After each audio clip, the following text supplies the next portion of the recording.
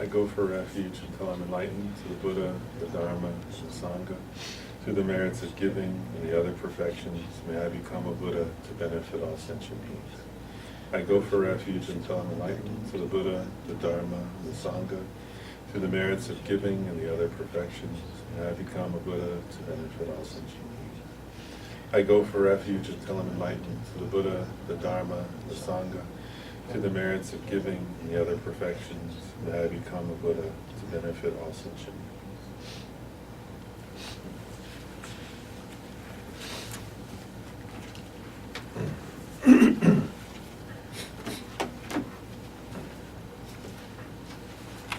So, here's our text. We're up to page 192, near the bottom.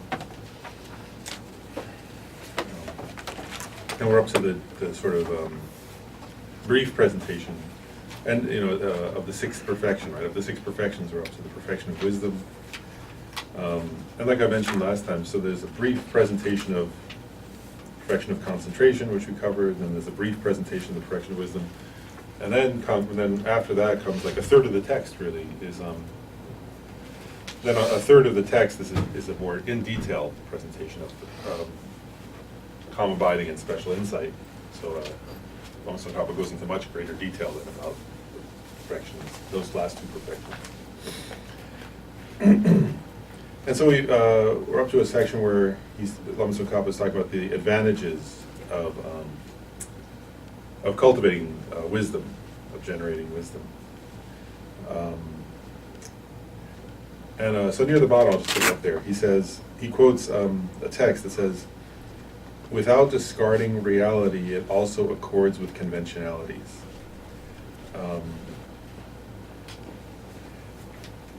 And actually, I'll just read part of that, where he says, "The great certainty one has gained that not even a mere particle of the reference objects whose signs are being apprehended is established." Right?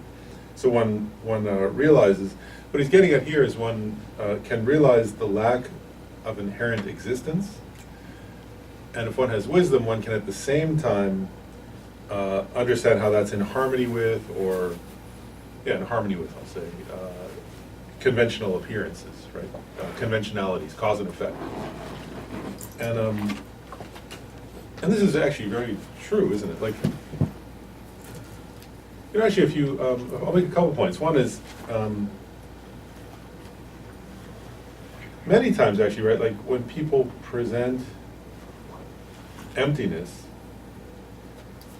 say it right, it's difficult to understand how that's not contradictory to dependent origination, to relationality, and to cause and effect, and so on. Whether it be the external cause and effect of how things sort of function in the world, or also the karmic process of cause and effect. Just recently, I was talking to a friend actually who was saying that. He was saying, he was at a class, and like a Buddhist teacher was saying, things like there's no self, and there's no, there's no mind, there's no karma, like that. And not, I don't think the person was sort of, the person wasn't trying to present nihilism, but my friend was saying like, well, we talked about this, like, there's no mind. Like, I was angry yesterday, of course there's no mind. Like, and then he was like saying that to the person, and the person said, well, they couldn't satisfy him anyway, in terms of how can you say, yes, I had this experience that was my mind feeling something yesterday, and what is the meaning of then there's no mind, and how do you sort of make those both, what's the word, mutually supportive rather than seeming, because on the surface they seem contradictory, right? And so Lama Tsongkhapa is saying here, although they are extremely contradictory for those without a sharp mind, for those possessing wisdom they are non-contradictory and are compatible. And so what he's getting at there is it's quite difficult. Right? In other words, and only by cultivating wisdom can one come to a point where one understands the compatibility and non-contradictory nature of causality and emptiness, and otherwise they will seem contradictory. So, Thomas, I almost think like the majority of people have issue with understanding death and impermanence first. That might be the biggest cause when it comes to somebody telling about emptiness and when they falling into nihilistic side of stuff. The grabbing of that impermanence, but not understanding that I'm going to die. Probably that would be the underlying basis. The primary. In what sense? Like, say more So- how that's connected. It will be connected in the sense that I tend to think like I exist so much that I can't even think about not existing. So impermanence, right? In a sense, like not even gross impermanence, death itself. It's like simple thing. That's not difficult to understand. In my experience, I almost tend to think that is the biggest problem people have, not taking a stance whether what existence mean or, in a sense, not taking a stance in terms of what's going to happen after death or is there death and so on and so forth. Does that make sense? Yeah, that makes sense. Yeah.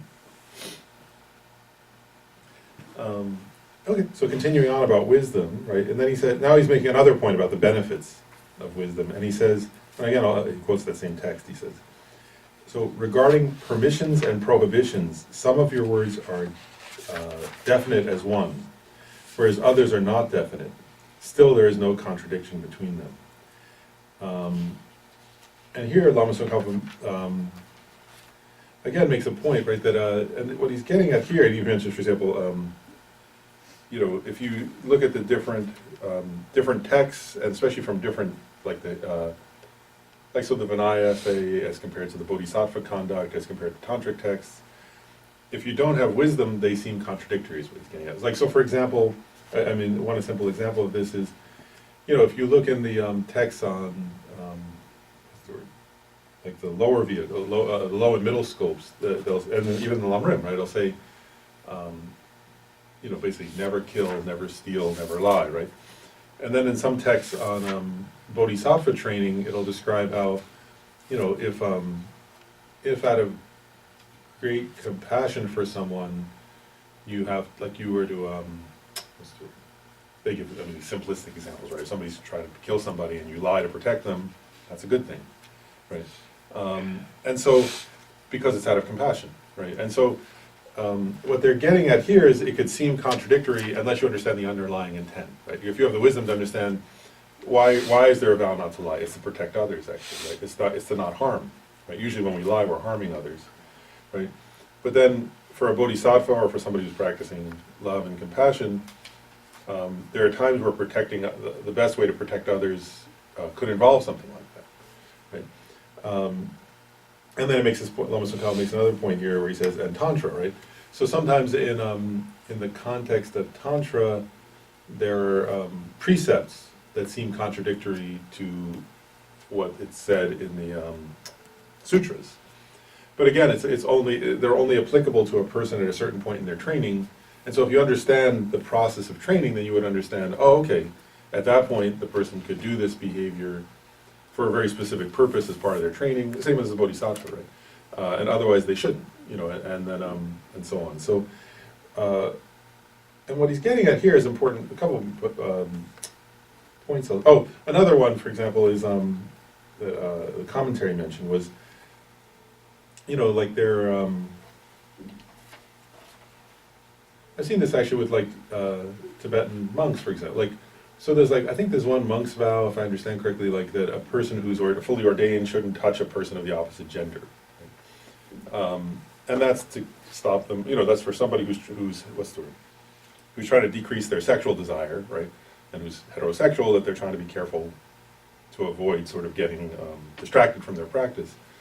But then like I've seen some stories where like, you know, somebody was grieving, for example, you know, and like a monk or a nun came over and like put their arms around the person, you know, and somebody said, oh, they're a monk or a nun, and it's like, well, they're practicing compassion. That's different content. You know, whereas if you understand the underlying intention of the vow, then you understand that's not an issue, you know, like, and so on, right? So, and that's an example where they say, well, one of the bodhisattva trainings is comforting those who are grieving, and so the person would, what's the word? You know, weighs those two precepts, and by understanding the underlying intention of them, knows how to behave appropriately. Whereas somebody who doesn't have that kind of wisdom would get confused. That's one point. Another point that I think Lama Tsongkhapa here is implying is also, and he addresses this at other points in this text, right, is sometimes in Tibet also people would get confused about the meaning of texts, and then they would either view them as sort of, they would view, especially Tantra and Sutra, as sort of contradictory, and they would sort of, what's the word, misuse Tantric texts because they didn't understand the actual intention of them, and so on. And so what he's saying is that's also due to a lack of wisdom, right? In other words, if you study deeply and contemplate deeply the actual meaning of these things, then you don't get confused in that way and sort of think, oh, it's... Because actually, and what he's really getting at, I think also, is that all of those precepts are applicable and appropriate and helpful to somebody in their practice, and we have to figure out for ourselves what level of practice we're at. And I'll make one more small comment on that, actually. Like, I actually think this is very important. So I'll just mention it. I remember this, actually it was Lama Tsongkhapa was making this point. That one time, he was saying like, on this point of like what level of practice you're at and what to do, I think he was trying to make this point to help the students, right? So he was saying like, oh, one time, like one of his teachers was saying something like, oh, well, you can do this text says that. You know, and then he was saying like, he went and thought about it. I remember Lama was saying this. Then he was looking, he said, oh, my teacher's at that level, he could do that. He said, but I'm at a lower level, so I need to not do that. And then like, he said, you know, so he like, out of great respect to his teacher, said, that's excellent that you can do that, I'm not capable of that yet. You know, something like that. And so that's also getting at this, and is that we have to also be honest with ourselves in terms of what level of, like, because the other point that, one point of wisdom is understanding what's the intent of the teaching, but the other kind of wisdom is also understanding ourselves. Does that make sense? And what level of practice we ourselves are at, and not, what's the word, lying to ourselves and sort of using that as a justification for doing things out of selfishness, rather than recognizing, you know, what level of practice am I actually at and what's appropriate. And that it's our responsibility. I think what Lama Tsongkhapa, I can't remember exactly what training he was getting at or something, but for me it was a useful point, because I came away saying, oh, okay, what Rinpoche is really saying is, be honest with yourself and check for your own level. You know, check out, know yourself and know, okay, this is the level I'm at, so I need to be practicing in this way. And if I get to that other level, then I can do that. You know, if I have bodhicitta, then there are differences. If I've seen emptiness directly, there are other things, and so on. So anyway, that's also there. Hey, Lauren, Yeah. So, I mean, this is now talking about, is this talking about different wisdoms, or is this just referring to wisdom in general? So the kind of, like, here we're talking about, like later, in the section on, in the section where Lama Tsongkhapa discusses emptiness, then he's just talking about emptiness. Here he's talking about the perfection of wisdom, which covers all different kinds. Yeah, so the one about understanding conventionalities and how they're in harmony, I mean, that's obviously in relation to emptiness. Whereas this one, this benefit of wisdom is not so much in relation to emptiness, it's about understanding the details of the different trainings, right, and the different Right. kinds of precepts and advice of the Buddha. So, in this sense, because the perfection of wisdom includes all those, right? Understanding karma, understanding, you know, the vows, understanding different meditation techniques, you know, all the way up to understanding emptiness. So in this section, it's talking about all different kinds of wisdom. With, I guess, a kind of emphasis on understanding emptiness, of course, but obviously this benefit is not about mainly about emptiness. It's about you know, what to take up and what to discard, right? That kind of It's like wisdom. discernment, What's that? wisdom of discernment? Discernment, yeah. Yeah, they call it, there's a whole teaching on like the wisdom of knowing what to, they call it what to take up and what to discard, what to do and what not to do. Adopt and what to abandon. Yeah, the adopt and abandon simply, yeah. And so this is referring to that kind of wisdom, really. So then Lama Tsongkhapa talks about, he now switches. He was talking about the advantages of cultivating wisdom. Now he's talking about the disadvantages of not having wisdom, or some of the disadvantages of not having wisdom. And he makes a point here. He says, if you don't have wisdom, then your practice of the other 5 perfections will be not pure, is how he puts it. And throughout this little section, he quotes the a text called the Compendium of Perfections. So the first thing he says, I'll read these verses because they're important.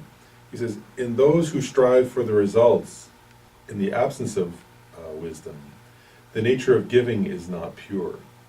To give others welfare is taught as the best of gifts. The rest are applications for increasing wealth. So part of what he's getting at there is a couple points, like actually there are at least a couple of implications to that, to this point. One is, a person who practices generosity, right, without wisdom, creates a karma, right? He's saying increasing wealth. So he's saying they create a karma for themselves to experience some sort of beneficial karmic result in the future of wealth. But he's saying, but if you don't have wisdom, then in terms of actually helping anybody else, it may not work. Right? Like in other words, and that makes sense, doesn't it? In other words, when you're trying to be generous to others, the extent of your wisdom helps to determine how helpful it is to other people. Right? Whereas if you're not wise in how you help others, we see this actually, whether it be in a family, you often see that happen, like where somebody's being generous, but they're actually making things worse. Or even like, actually my sister points out, she works in like international aid, sort of and development work. And she points out that's part of her job actually, is trying to analyze how effective, and because she was pointing out many times to me that sometimes governments will sort of, create a project involving a large amount of money, and then if you actually study the results, like, if you analyze the results, you may find, well, it didn't actually have the intended effect, it actually had some unintended effects, because there was not an understanding of culture or of other conditions or so on. And so try to sort of try to analyze that more carefully and understand what are all the conditions involved in a situation, so that your giving actually has the intended effect, right? And that can be true whether it's like, your own family, or whether it's between nations or groups of people. So one point he's making here is that, right, is that it's like the more wise we are, the more effective our generosity will be, as he puts it, in actually achieving others' welfare, right? To give others welfare is taught as the best of gifts, right? So whereas if the intention is actually to be of help, then one has to cultivate wisdom, you see. Otherwise, one's generosity is mainly benefiting oneself, actually, is part of the implication. And another point about the purity of giving that's mentioned previously, so I'll just mention it again here, is also meditating on the emptiness of the three spheres, right? The emptiness of the giver, the gift, and the recipient. Also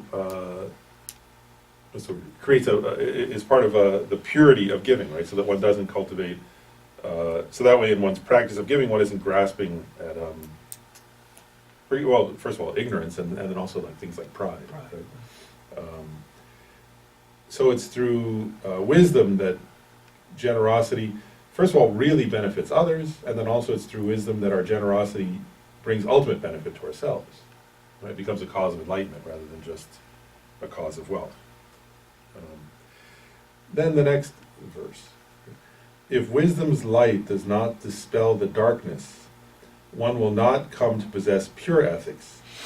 Mostly, that discipline, due to the absence of wisdom, will be disturbed by afflictions through flawed understanding. Okay? So now he's going through each of the perfections, right? So now he's talking about the perfection of ethics, right? And he's saying, again, without wisdom, our ethics will be impure or imperfect. And again, there are a number of ways one can take this point.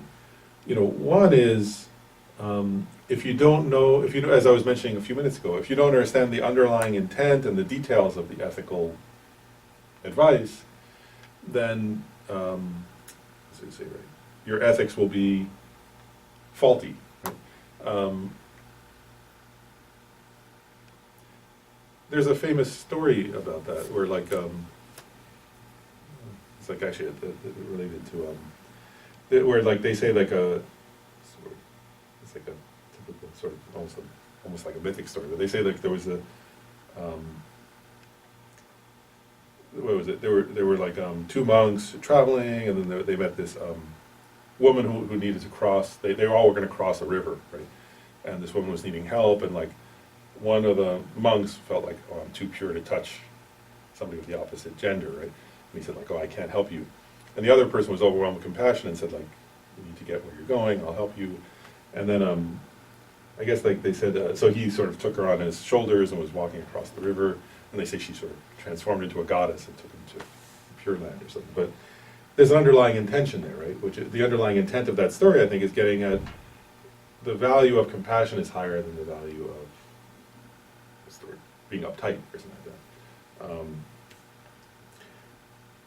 But also, like, I guess also the person also had to be honest with himself that he actually was filled with compassion, not like that he was trying to flirt with the person or something.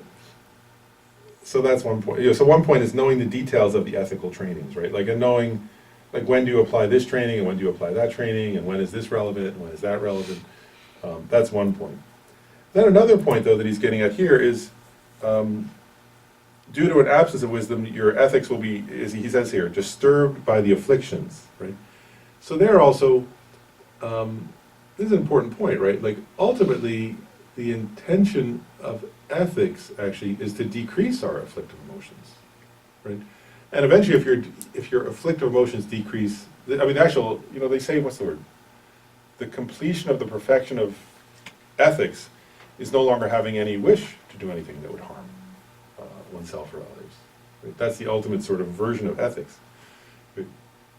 And so again, one has to understand a few other things. Like, one is, you know, if one's practice of ethics is increasing one's sense of, what's the word, self-importance, or one's sense of, like that I'm better than others, and then sort of feeling like some sense of, oh, those people are so terrible, right? And then you sort of feel disgusted and angry and, what's the word, arrogant or sort of condescending or something like that towards others. You know, again, that's a faulty ethics, right? And so what he's getting at here is a couple of things. Actually, so I think there are two kinds of wisdom being implied. One is a wisdom that really is precise in understanding what are the trainings in ethics. And then the other is, as we said earlier, this sort of training in understanding the emptiness of the three spheres, right? So whereas that, and what does the emptiness mean, right? It means actually, think of it this way, right? Like the, what's the way to say this right? Like, for example, like, so the ethics of not lying, right, is a dependent origination, right? Emptiness means dependently arisen, right? So it means it's dependent upon oneself, but also the other person, right? You can't lie unless there's another person there, right? So, in other words, so if I'm being truthful to another person, rather than feeling, like if you understand this point about the emptiness of the three spheres, then you understand that the act of being truthful is dependent upon myself, upon the truthfulness, but also upon the other person, right? And so it doesn't exist independently in me. Does that make sense? It's a dependently arisen phenomenon. So to sort of grasp at some sense of, I'm so great for being this way, is a kind of ignorance, actually, right? And a kind of wisdom understands how it's dependently arisen, and how and therefore lacks any independent status. And so by doing that also, it decreases the likelihood of giving rise to kind of afflictive emotions related to ethics itself. And then the next verse talks about, okay. It almost feels like body and speech always is usually interrelated in sort of like dependent origination. But the mind is the one that probably, you know, ill will, ill hatred, I mean, greediness and the wrong view. The mind seems to be the one that controls body and speech in here, the ethics part. But that is something of your continuum, and that's something that you can build upon and make it better. So, in terms of dependent origination, mind also. The mind is also dependent. Continuum, but ultimately, well, on a gross level, it seems like body and speech is more with others, in terms of, you know, accumulating merits and so on and so forth. So that. Yeah. So 2 points you're making. One that's very true is that the behavior of our body and speech is mainly dependent upon our mind. That's absolutely true. And then I guess, so in terms of dependent origination in the mind, there are many ways in which, well, one is, as you said, a continuum, so that there's the future moment of mind is dependent upon the previous moment of mind. But another, in terms of, say, the afflictive emotions, like, so, say, using an example of hatred, let's say, right? That still, even in the mind, like even if one is not doing behavioral bodily action or speech reflecting hatred, still, when the mind gives rise to hatred, there's a subject-object, right? There's, in the mind itself, there's a mental object, like thinking of this person who one hates.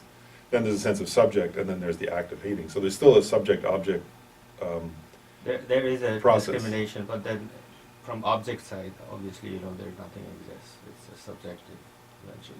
It's a mental object, in that sense, yeah, rather than a visual object. Exactly.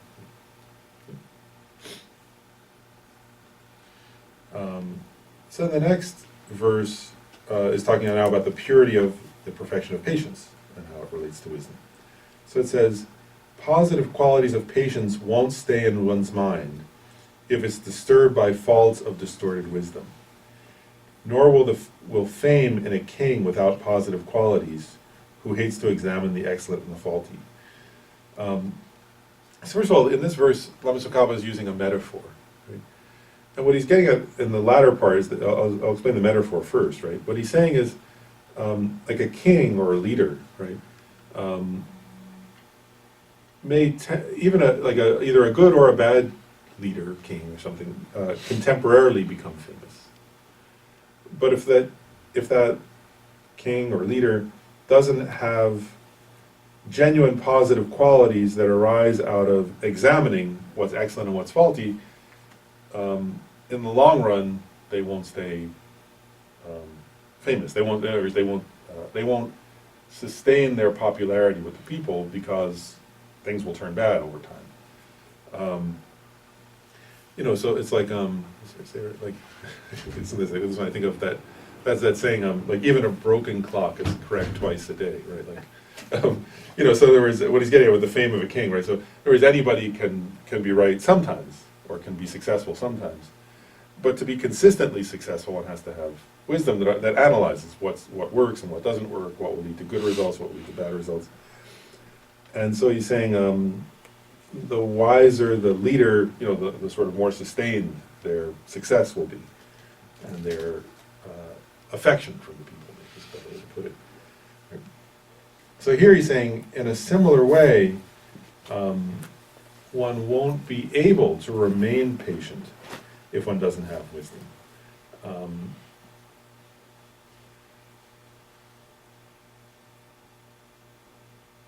And again, I'm sort of pausing. There are various implications to that, but I'll just say it, I guess, in brief. Like, if you look at all the trainings, like Shanti Deva's Guide to the Bodhisattva's Way of Life, is a wonderful text that teaches very detailed teachings on the perfection of patience, and the Lam Rim also teaches. We went over that, teaches patience.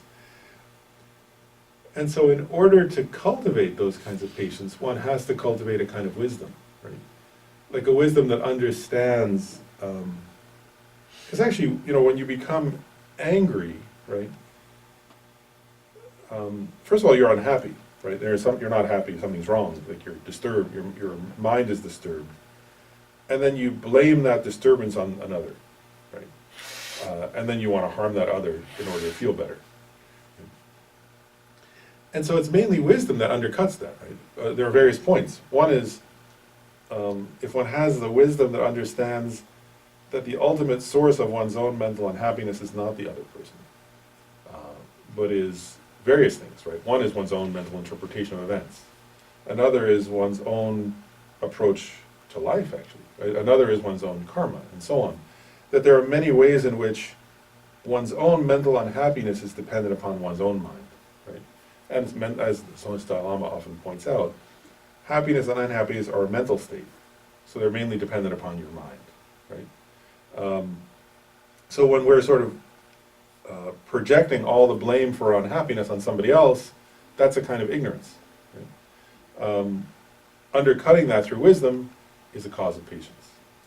Another point is, like, we also have this a kind of ignorance when we're angry that thinks, oh, if I harm that person, I'll feel better, right? Whereas the truth is, if you harm others in the long run, that doesn't lead to happiness for you, right? For various reasons. One is, one is external, right? If you harm the other person, that's not going to make them well disposed towards you and treat you kindly in the future. But another is somewhere also deep down in our conscience, like when you know this, right? Like there are times where, like, let's just say, right?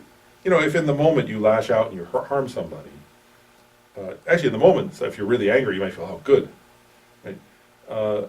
But then later, when you look back, let's say, right? It feels less good, right? And the more you kind of contemplate it, the less good it seems, actually. So that's another point in terms of wisdom, a kind of wisdom that understands harming others, doesn't lead to happiness and so on. And so, without wisdom, it's actually not possible to cultivate a lasting and stable patience. Does that make sense? And a person might be patient very briefly, is what he's getting at, but to actually be kind of patient in the long run, one has to cultivate a kind of wisdom. And with that kind of wisdom, actually, the key, really, or the point is, one develops a mind that's content and that's happy, regardless of changing circumstances, right, or sort of temporary ups and downs. And in that way, one's patience becomes more and more stable. So in that sense, patience is dependent upon wisdom. And then he gives another kind of general verse where he says, "It is extolled as sublime for the discerning. There is nothing more subtle and deep than it. Completely unobscured by the faults of attachment, the mind won't take the straight path without wisdom." And so I want to make a couple points regarding this verse, right? I want to start with that line, "There is nothing more subtle and deep than it," right? It is extolled as sublime for the discerning. I just want to pause for a moment. Like, what he's getting at, which is a very Buddhist point, in a way, right, is that, let's say it, wisdom is the most wonderful thing. Right? That's kind of what he's saying here, right? There's nothing more wonderful than wisdom. And I often, when I read these kind of verses, and I just want to kind of reflect together for a moment on it, but I often reflect on this, that, like, if you read Buddhist texts, actually, right, like, the main things that are sort of extolled or praised are wisdom, loving kindness, and compassion. Right?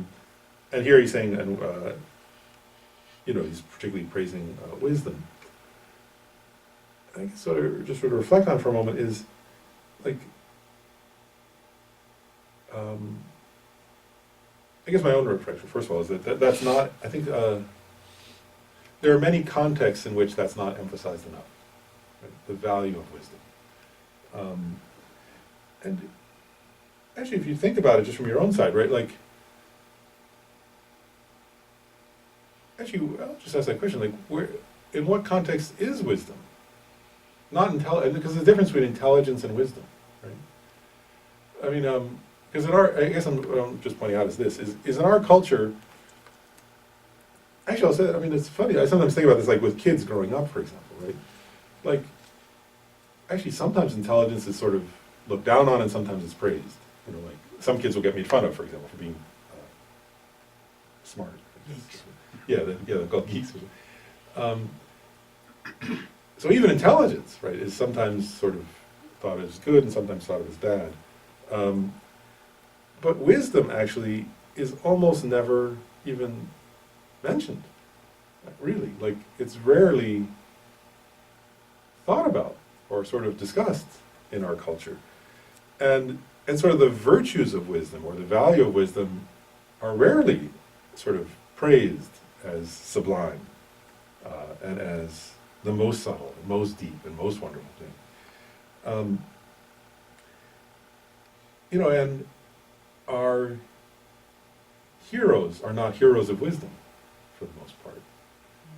Like, and I'm just pointing out something which is in any Buddhist culture, actually, that's truly practicing. If you look at, again, I'm just saying, if you look at ancient, sort of, not just ancient and modern cultures that really are where Buddhism is sort of core to that culture, there's generally a great emphasis on wisdom, and the sort of, the heroes of that, the heroes of a Buddhist context are heroes of wisdom. And I just think that, I guess what I'm pointing out is that's something that I think Buddhism offers to the world, kind of an emphasis. His Holiness the Dalai Lama often points that out, even in terms of when he meets with scientists, right? I've often, a couple times I've been there, where he talks about that in terms of, the difference between intelligence and wisdom, and that particularly for people who are intelligent, the cultivation of wisdom is extremely important, because otherwise that intelligence can be used in ways that end up harming oneself and others, and so on. And so I guess what I'm pointing out is a few things. One is this is a kind of contribution that Buddhism emphasizes. Not that it's unique, I'm sure. I mean, other cultures, or I know of other cultures that emphasize wisdom as well, but it's certainly not a major focus in our current society, that value. But that's always a value that's emphasized in Mahayana Buddhism. And part of it is that a few things. One is, for oneself, right, one cannot achieve liberation without wisdom. For others, one won't be very useful for others without wisdom.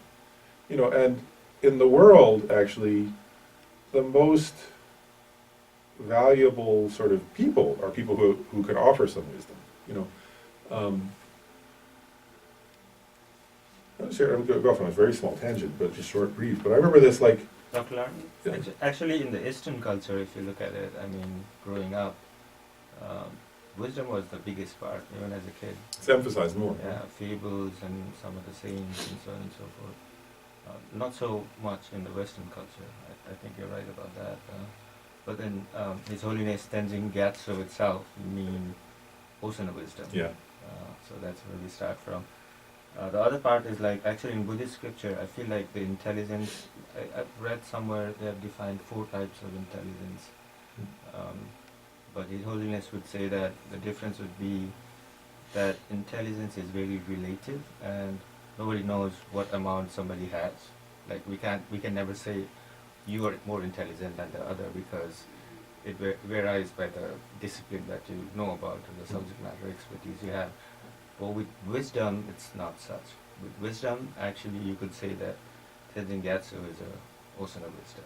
So there's a difference one becomes the base for the other, and actually the intelligence can be used wrongfully, as you said, but then it can, without that, the wisdom coming in also doesn't make sense. The right intelligence in the right way becomes a wisdom. But if you don't have intelligence to start with, it's very difficult to get the wisdom that you want to get.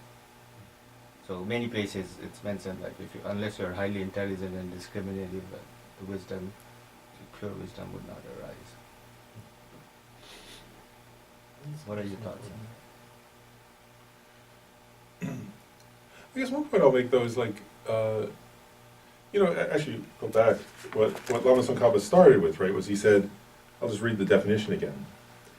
In general, wisdom is that which thoroughly distinguishes the qualities in a thing that is being investigated. And so, what Lama Tsongkhapa was getting at there, right, is that wisdom arises from a thorough investigation, using his own phrase, right? So carefully thinking and thinking deeply about something. And then coming to a definitive conclusion, coming to an insight, not like what's the word?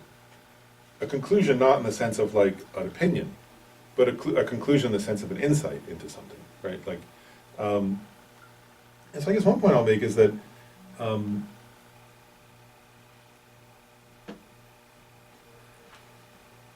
well, you're right. Certainly, given that definition, it's easier, a person who's naturally intelligent, sort of, thinks quickly or thinks, will have an easier time investigating and therefore developing wisdom. One thing that is true, though, it's interesting, is like, it's possible to have a certain amount of wisdom while being less intelligent if the person has genuinely and deeply investigated things of importance for them. You know what I mean? Like, so if somebody, like a person who's, because I've seen that actually sometimes, where you see somebody who's extremely intelligent, but has not cultivated any wisdom at all. You know, they've used their intelligence to get ahead of other people or something, or whatever, compete, or, you know. And then sometimes you meet somebody who, you know, I mean, so, like, obviously if a person, I mean, the ideal is someone who is both intelligent and learned and broadly wise. That's, you know, like it's only a Dalai Lama, as you were saying. But sometimes you meet people who, like, you know, they've gained a deep wisdom of a few points and they live according to that wisdom. And that's wonderful, actually, you know, like, and deep in a sense. So I've also seen that sometimes, you know, where the person doesn't have that kind of broad sort of learning or that, you know, kind of vast, but they've gained some genuine insights because they've thought so deeply On one of the on a few subjects, you know, that, and then live their life according to those subjects. And there's something very beautiful, actually, about that kind of wisdom, you know, that the person is a genuine wisdom, actually, you know, so that's just my own observation. I mean, to be an ocean of... Okay. Good. I was gonna say, I do agree on like there's different types of intelligence, right?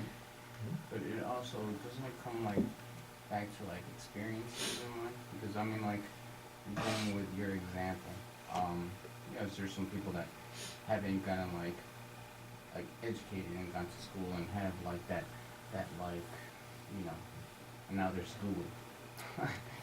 but that doesn't take from their wisdom because they've lived so much or like they've experienced so much in life that it's like they can relate it back to it, right? Because it's all relatable. Like, you have to have the knowledge, you know, to be intelligent, but then like to actually relate to something, like, and put it together. That is that wisdom, or is... I'll give like a practical example just to get at your point, like, because one thing I've reflected, actually, I remember, actually I'll share that. I remember many years ago studying, there was you know, my job is I'm a psychologist at work, and I remember many years ago studying this one psychological author, you know, or something. And he made a point that I always thought it was related to this. I thought, oh, wow, it was very good. It was simple, but a very good point. He said, you know, he made this point, he said, I'm not going to quote him exactly, but I'm paraphrasing, where he said, you know, some people have many, many experiences, but don't learn from their experiences. And then he said, other people have experiences and learn from them. And he made this point, he said, you know, and of course, like, actually, what he was saying, what he was really saying was that, he said, you know, so he was saying, actually what he was personally saying was, so the goal of therapy is helping a person learn how to learn from their experiences, which I was like, oh, that's a good definition of therapy. When I was early on, I thought, wow, that's helpful, you know. And so part of the point is that, like, it's not enough to have experiences, like, but that one has to then, as almost investigate or contemplate or analyze one's own experience in order to gain the insight from that experience that one can then apply. I'll share a very brief story related to that. I remember this, like, I remember one time I was, it's related to wisdom. I remember one time it was actually connected to, anyway, I remember meeting this guy, and I was talking to a man who I very much respected, and but I remember talking to him, and he was talking about actually the loss of a child. He had lost a child. And I remember being so touched by this conversation because he was saying, like, obviously it was an incredibly painful experience he had gone through, like, this horrific experience. And I'd met other people who'd gone through similar experiences and became bitter, or became, what's the word, disconnected from life, or, and he was like, he was saying, like, that was for me the turning point towards wisdom. You know, and he said, and I realized, like, you know, given that anyone can die, even my own child, like, I want to love in each moment, and I want to treasure each moment, and every moment is all that, this moment is all that matters, and I want to, like, go as deeply as I can into the moment with another person, because I may not see them again. And so, like, he had taken all these implications from that horrible experience, and then applied them to his life, and he was much older than me, and I saw he had actually lived that way, and I just looked at him, I thought, wow, like, he's actually living that way. That's, you know, I was like, that was wisdom to me. You know, he had an insight, and he investigated a horrible experience in his case, gained a true insight from it, and then lived according to it. And my point is, like, so that was somebody who learned from experience. You know, whereas you meet other people who have many experiences, but they don't know what to make of them in a sense, or they're sort of confused by them, or they don't take them to that depth to come to a conclusion in themselves, like an insight that's transformative in a sense, right? So to me, that's the difference, I guess I'm just saying. Like, so it's having experience, but it's like going deeply into the experience and analyzing it until you come to some kind of genuine insight that transforms who you are for the better. That's part of wisdom, I guess. Does that get it? You're getting? I don't know if that. Yes, I do understand, but what did, that brings like another question, right? Like it's just kind of like, I think anything in life is about practice, you know, practice, right? And I had a couple of rough years where, you know, I think I've gained a lot of wisdom, right? And like a lot of insight onto like, I was, you know, I'm a Marine, I wasn't very compassionate, I wasn't very empathetic, and, you know, I shattered my leg and I got cancer, and now, like, I'm empathetic to people's, like, health, and health is extremely important to me, and stuff like that, so it's like, but, you know, there's some days, I'm human, right? There's some days it's just like, I don't see it, right? So it's like, most days, yeah, I try to be compassionate and empathetic, but there's some days that's like, for certain people, you know, have a shorter leash than others. So, is it just like practice on a daily basis, or like the wisdom and like actually integrating into your life? I guess, yeah, I agree with what you're saying in the sense that it's, let's say right. Well, first of all, that it's ongoing practice, right? Actually, that's the next verse says that. Actually, I'll read this verse because it relates to. Lama Tsongkhapa quotes the next half of the next verse. He says, "Those holding that wisdom way does not involve effort, their view will not become completely pure." Right. So what he's getting at is what you're getting at. That developing more wisdom and developing a deeper wisdom, developing a wisdom that applies more to one's own life and so on. As he says here, it does involve effort, right? It involves a kind of continuous effort, and I think that's what you're getting at in a way, and part of the so part of what Lama Tsongkhapa is getting at here and in the next parts is that, but I guess I'll make a point though. With wisdom, the effort has to be, you know, it includes. Particularly in this case, it would include contemplative meditation, right? So in other words, analyzing. Like, so in your example, right? If somebody says, wow, through this painful experience, I became more empathic. But then some days I'm less empathic, you know, and it's harder. And some days I'm more compassionate, other days I'm less compassionate. In this case, the effort would include individual, what he was saying, investigation, right? So in other words, like really starting to inquire into oneself, like going, well, why is it that I'm able to be compassionate with this kind of person but not that kind of person? And why is it that I'm more compassionate on this day and less on that day? And sometimes what one realizes if one asks oneself those questions over and over and is honest with oneself is difficult answers, right? Like, you know, sometimes it's like, well, why am I more compassionate this kind than that kind? And you might say, person might come to the conclusion, oh, it's because of this disposition of mine that blocks me from this kind of person, or it's because I have this way of thinking that makes it harder with that kind of person, and then being like, wow, okay, I got to work on that then, you know, like, and sometimes it's like, why this day and not that day, and sometimes it's like you come to the conclusion, it's because of something about the way I'm approaching life, or the way I'm living, or how busy I am, or something about my schedule, or whatever. And then one has to ask the question, well, which is more important, right? Like, am I going to stay with the thing that blocks me from being a better? And then it's hard, actually. That's why he's saying it takes effort, right? Because then you're faced with really hard questions, like, am I willing to change something that I know now is getting in the way of my development of compassion or empathy, even if it's really hard to change that? Or am I not willing to change it? But first it comes the contemplative meditation of asking oneself, well, why was it better this day and that day? And why was it harder with this person and that person? And going deeper and deeper, because there's always a reason, right? Everything is dependent, according to Buddhist point, everything arises due to causes and conditions, right? So if one is honest enough with oneself, then part of the path is analyzing what's getting in the way and then removing the obstacle, or changing things, but the first task is contemplative meditation, right? Is asking oneself, how did I get better at compassion? And then what's getting in the way of it moving? What's the next step for me? And what are my obstacles to taking that next step? And that's part of the effort of wisdom. Does that effort for cultivating wisdom? Does that make sense, kind of? Yes, very much. Yeah. And so it's hard, right? Like that, and that's what he's saying. It takes effort. It takes effort over a long period of time. Yes. And I'll say one last thing about that. Just that I always thought was, as always Dalai Lama sometimes says, that we have to also check, like, and even if we've made some progress in a difficult time, that's a good thing, right? But then, like, to check and see, like, okay, even if the progress is small, like over he gives examples, over 6 months, am I getting a little better in some way? Is there some area that I can sort of push forward a little bit?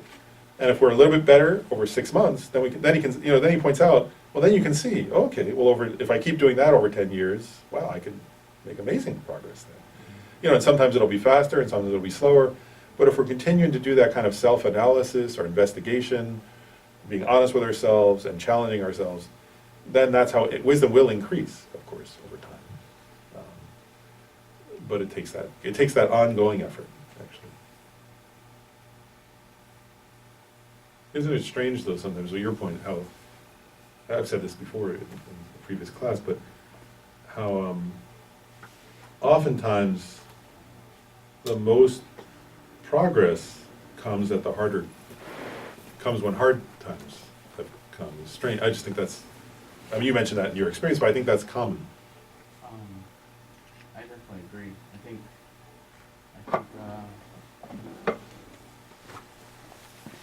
one can be a great teacher, and it sucks going through it, but then afterwards, if you can reflect and you can let go of the bitterness and the resentment and all the other stuff, it's like, oh, this was made maybe for a purpose, like a high purpose, and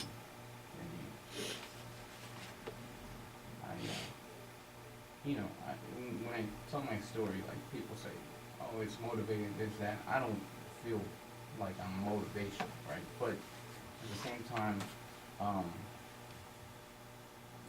used to describe it as my 2 years of help.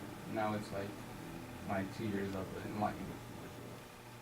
Because it's definitely threw me on a different path of life. And I think the key, though, I'll mention it, one of the keys, obviously, was that you were willing to listen, because a lot of people have pain and don't learn anything. The key is, I think, that you did what you just described, which was you took that pain and you learned something from it by listening. By listening to your own life, and by contemplating, what does this mean? What can I learn from this? What can I, whereas you didn't just sort of shut down and become more bitter or angry or, something, and just sort of not listen. You actually were open enough and contemplated and asked questions. And that's how, and people who don't do that don't grow from the experience. People who do, it becomes possible to grow.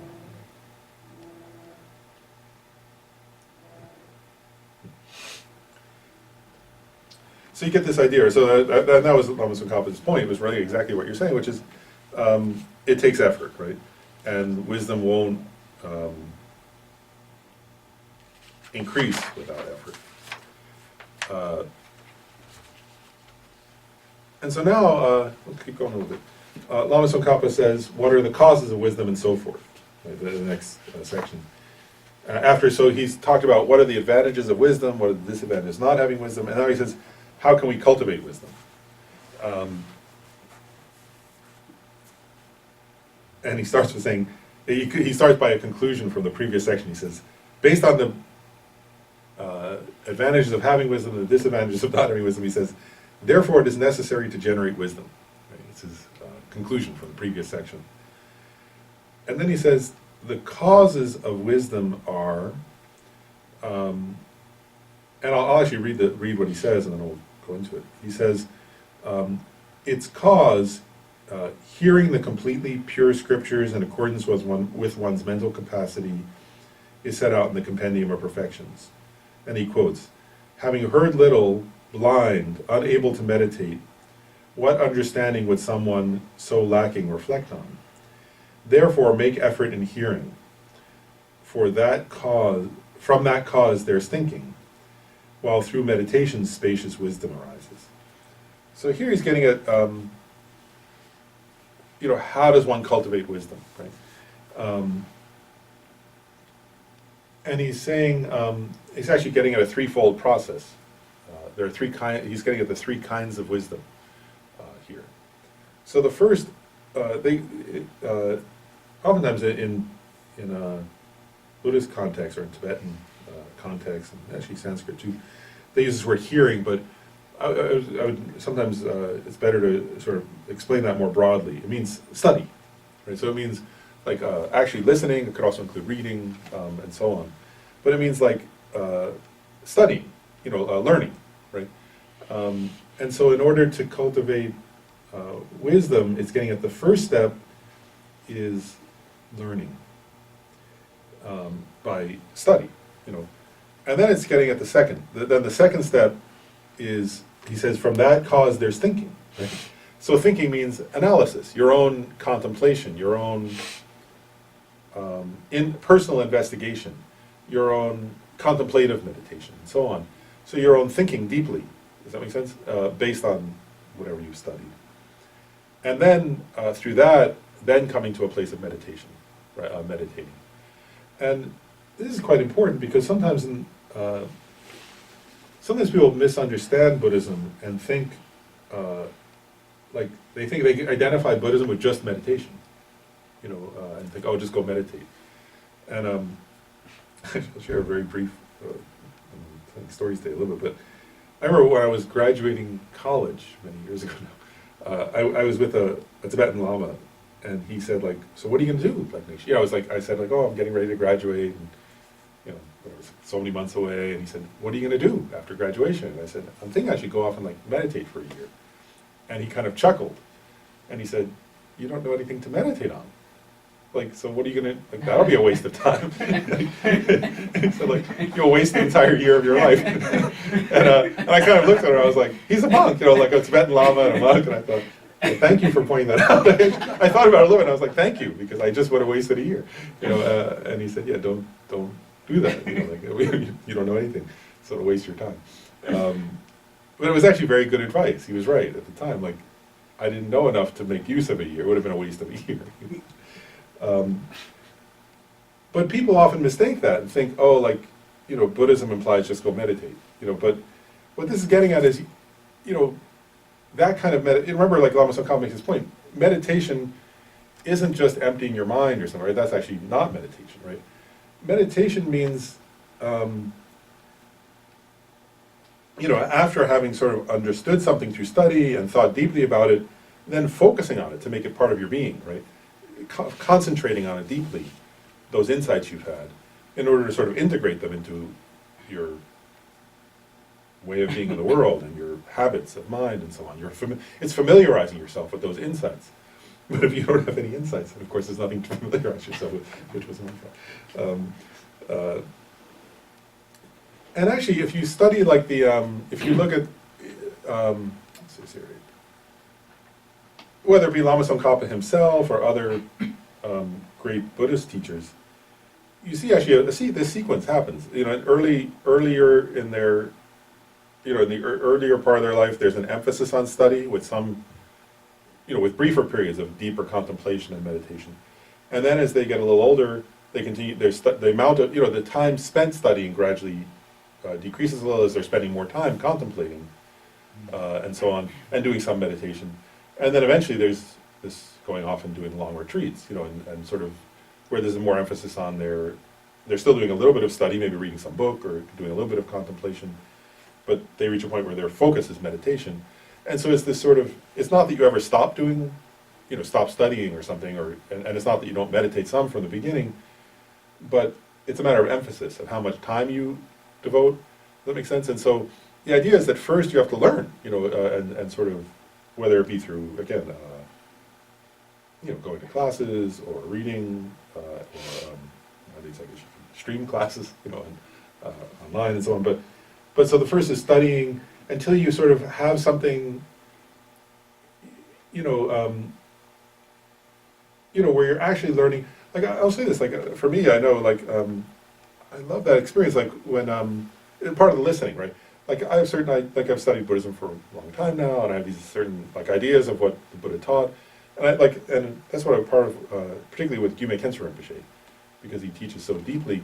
There are these times where he'll be teaching, and I'll suddenly realize, like, I think what he just said contradicts something I thought was true, and then I'll have to think about it, and then I'll realize, either ask him a question, and then realize, oh wow, I misunderstood this one point, and that's so useful, right? That's the benefit of study, right? It's like, oh wow, and if you don't have somebody to point out your misunderstandings, and sometimes it's, I'll share, sometimes it's a point of, in a text, right? Like a line that where you didn't understand the meaning correctly. Or sometimes it's something about yourself that you didn't understand, right? That you thought, whatever, you didn't realize something until somebody pointed it out to you. And then once, in a context of a teaching, or just through knowing you, the teacher points something out, and you gain this insight, and you're like, oh, that's what is happening, And then you can go contemplate on it, right? Then you can go, in whether either of those examples, right? If I have that kind of moment of oh, wow, that's study, right? That's listening, right?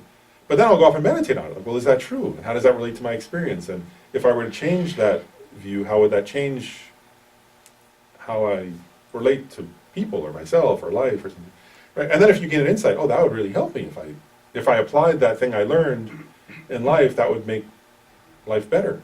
That would make, right? That's wisdom. That's the wisdom of contemplating, right? Until you come to, because the first is just somebody else. I'll make this point. The wisdom of hearing or study is an insight. You gain insight through through the power of somebody else's mind, right? In thinking or in contemplation, you then gain that same insight through the power of your own mind. Does that make sense? Through your own contemplation, you come to a realization of the truth of something. And then meditation is where you're familiarizing with that. You're integrating that. You're focusing your mind on that. You're meditating on that. So Dr. Arden, when we talk about this process of making it unwavering in a sense, freezing that wisdom, right? So in my case, I get insights quite a few of those. I'm driving and at work, there's insights all over the place. Because you're thinking about it. Yeah, thinking is like a 24-hour process. Yeah. I mean, at times you do it sleep too, right? But then the meditative part we're talking about, does it necessarily need to be sit down process, or could it be honing on it analytically as you thought? It's like a surface, a small little fish jumped, and you're pretty aware of that fish jumping there. Should we invest more time into it, or it just arises and stays with you? In this context, when they say meditation, one way, actually, Lama Tsongkhapa will get into this more in the section on calm abiding and some of the other, but really what they're getting at is this, is as long as you're contemplating, right? Actually, I was just studying this the other day, Pabonka Rinpoche was describing it. He was saying, as long as you're still contemplating the subject, thinking about it and so on, that's contemplative meditation. That's not yet the wisdom of meditation. That's not yet cultivating the other. And then he says, there comes a point where, and usually it's, at this point, it's usually in the sitting context, where he says where you stop all, like you have the, let's say, for example, you have an insight, or you have a kind of experience of something based on your study and contemplation. There's a point where you stop the analytical process, you stop the movement of your mind in thinking, and you just let the mind abide. You focus, in other words, with clarity and with not allowing your mind to become distracted, and also not becoming dull-minded or sort of sleepy or heavy. And you just focus your mind on that experience or that insight. That's the wisdom. That's cultivating the wisdom of meditation. So if you're still thinking and analyzing, that's still cultivating or practicing the wisdom of thinking. It's not yet the wisdom of Not the way. But it has to become an object. an object of focus. But that object almost, inevitably, it kind of either goes to impermanence, it goes to karma, or it goes to one of the major object there. Yeah, but so even it with, has to. so even use the example of impermanence, right? Like if I'm, like let's say I'm sitting and thinking, like there you could do it endless, right? Like whether you're thinking about this, the change of the seasons, the change of the weather, the change of your own body, the change of your mind. Like there are countless topics that you could contemplate. Actually, all functioning things in the universe are impermanent, right? So you could, whether you think about meteorites or your own body or your breath, you could take any of those objects and you can contemplate atoms even, right? Like, and subatomic particle, it doesn't matter what. All those objects, you can contemplate their impermanence. So there's endless topics of contemplation for impermanence. But that's different than meditation, the meditative wisdom. There, once you have this, like let's say you were meditating on your body and you had the experience of how everything in your body is changing moment to moment. Then you would stop analyzing that, you would just focus on that experience of insight into that constant process of change without conceptually thinking about it. That would be the wisdom of meditation. And then you would just focus on that for as long as you can. That would be the wisdom of meditation. So you get the difference. You're no longer you would no longer be thinking, like if I'm still thinking, oh, my body's made of atoms, or like they're, or subatomic particles, or my heart's moving and my blood is flowing, and that's all still contemplation. But when you come to the actual experience of a kind of feeling or an insight into that, and then you stop contemplating and you just focus on that experience, that would be of awareness of impermanence. That would be the meditative part. But the way it works is like, it all comes from unconventional side of stuff. All these insights are coming from the unconventional side of stuff, the related truth that you experience in your day-to-day life. And the idea is to make it an ultimate part of it. No, actually, the wisdom of understanding impermanence is still a wisdom understanding conventional. Like, so that's a valid wisdom, but it's a wisdom understanding a conventional truth. Or like for example, if you cultivate in meditation love, right? That's a valid that's a wonderful meditation, right? The meditation on love, but that's a conventional. That's a meditation in relation to conventional reality, right? Love for other beings. Or if you cultivate, the wisdom in relation to patience, that's also conventional. Like for example, understanding karma or so on. Those are all, or patience in relation to the karmic reality, or patience in relation to one's own responsibility for one's suffering, and so on. All of those are actually meditations in relation to conventional reality. And then, of course, the only exception, the only one that's a meditation in relation to ultimate reality is when you're meditating on emptiness. And then still, emptiness, right, when you're contemplating the various reasonings proving emptiness, whether it be dependent origination or, all those other ones, right, whether things arise from self, other, and both or neither, and so on. All those are still, that would be meditating on the ultimate truth, but you're still conceptual, you're still thinking. It's not yet meditation, it's contemplative.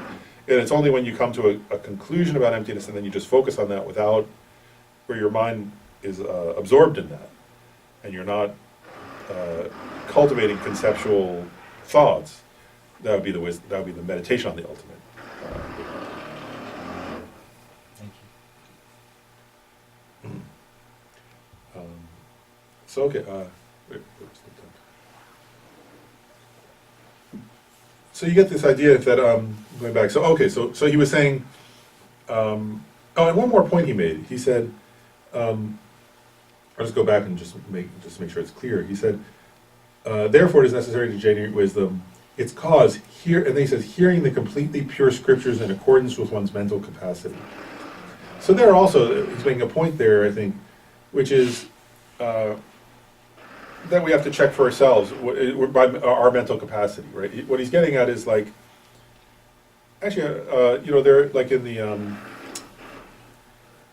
old tradition of Atisha in Lama Tsongkhapa, the old Kadampa, because the old Kadampas from Tibet, they had this thing where, like, some people would mainly study, like the vast treatises, right? Like the Mahayana Sutra Alamkara, the ancient, these sort of old scriptures from ancient India, right? Like the Bodhisattvas, the Guide to the Bodhisattva's Way of Life, and so on. They would study these like, sort of extensive treatises because they had that kind of mind, Others would feel like that was too much, like they didn't have that disposition, so what he's getting at, your own capacity. They didn't have the disposition to study such vast texts, and so they would study the Lamrim. They would study like one Lamrim text as their main thing, and they would practice that. And others, that was, something like this would be too much, and they would receive, more simple teaching, the precepts, they would say, from their teacher. So their teacher would sort of teach them more like with, like almost like, for example, this brief, like very brief text, like Lojong, some of those Lojong 7-point mind training, some very brief instruction, and they would go contemplate. But the point would be, so when he's saying according to your own capacity, I think what the point there is, don't study less than you can. Like, in other words, be honest, but also be honest with yourself. Like, if you would say, well, like, what's there to say, right? On the one hand, if you have a capacity for more study, don't do less, right? On the other hand, if you're just going to get confused, and it's like, like there are teachings, for example, on Buddhist, like Dharma Kirti and Dignaga teach like logic and epistemology, and some people enjoy that, and other people would find it, I'll never, or I don't like that, and it just makes me confused. And of course, one can eventually learn such things if one wants to. But what he's getting at here is, according to your mental capacity, means learn as much as you can, but within what's going to work for your mind, and don't try to and then use that as the basis for the contemplation. Because what matters most is to learn something. In Kenshiram he said what matters most is to learn something very well, right, and then go practice it, go contemplate it, gain the insights, and meditate on it. So that's the main thing. Does that make sense? Is to whatever you're going to study, is study it very well and go practice it in these ways through this sequence: study, contemplation, and meditation. Yeah, His Holiness put it very succinctly. Like he said, 2006, I guess. He said it's like an old man chewing his or her food. It appears he was. That was. I think it was about dependent origination, if I remember, Lehigh University. And he goes, for me, some of the subject matter is like that, so I would let it be. You can't get it softer or something. That's funny. So then he says, the wisdoms that abandons the two obscurations also depends upon hearing. And so now I'll read this quote from, this is from the Uttara Tantra, from Maitreya's Sublime Continuum of Uttara Tantra.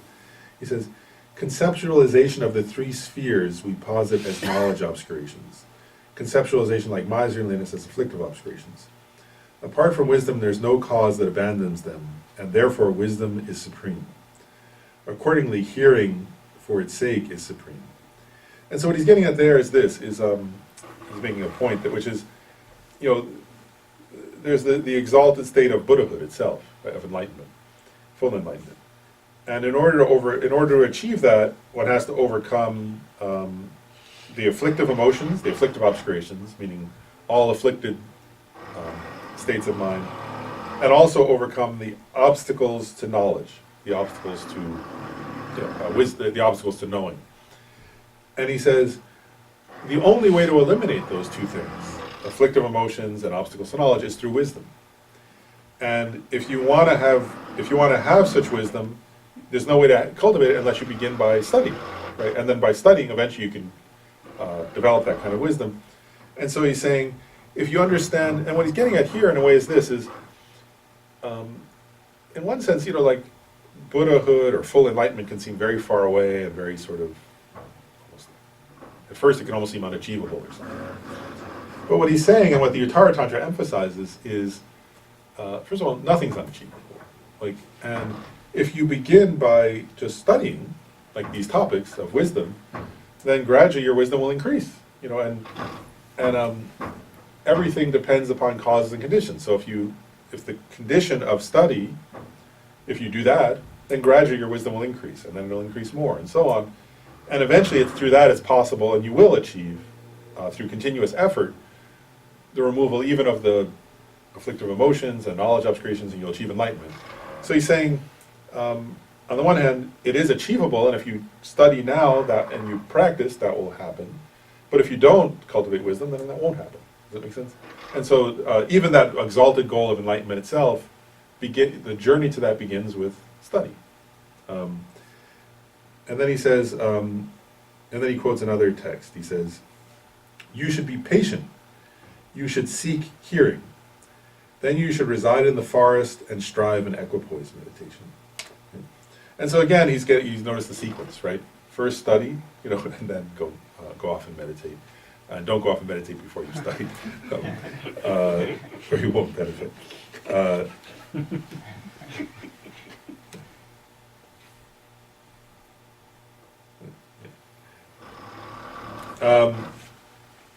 And so he's saying that first you should gather. Lama Tsongkhapa explains that. He says, first you should gather together the dharma of hearing that exists in your mind, right? So he's saying, and part of what Lama Tsongkhapa is saying here is true, right? Of course, the more you can study, the more you can hear, the more you can, then the more dharma there is there, right, to begin with. And then he says, then again and again you should think about it, appraise it, and investigate it. And notice how he says that, right? He says, think about it, appraise it, and investigate it. So he's saying, obviously, and very much in line with all Buddhist teachings say, right? The point isn't like to listen or study and then just accept it on blind faith, right? He's saying, think about it, appraise it means like, right? Like if you're appraising something like a ring, right? You're checking its value, right? And investigate it, right? Investigate it means like analyze it based on reasoning, based on your own experience, based on your own observations, right? And so, because the only way you'll ever come to your own, your own insight is through that process, right? And if you want to develop wisdom, so you really get that, right? That both of those are necessary. If you haven't studied, there's nothing to appraise, and there's nothing to investigate, right? In terms of developing this kind of wisdom. So, and the idea is, what are we studying, right? We're studying the teachings of the Buddha, right? So, whereas the idea is that the Buddha came to some insight, right? And so we're sort of studying what was the insight the Buddha came to, that he's explaining.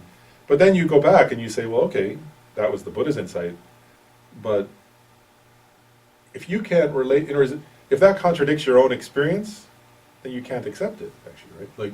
Because if your own direct experience contradicted what the Buddha said, then you couldn't accept that point, right? So you have to analyze it based on your own experience, on reasoning, on analysis, on rational thought, right?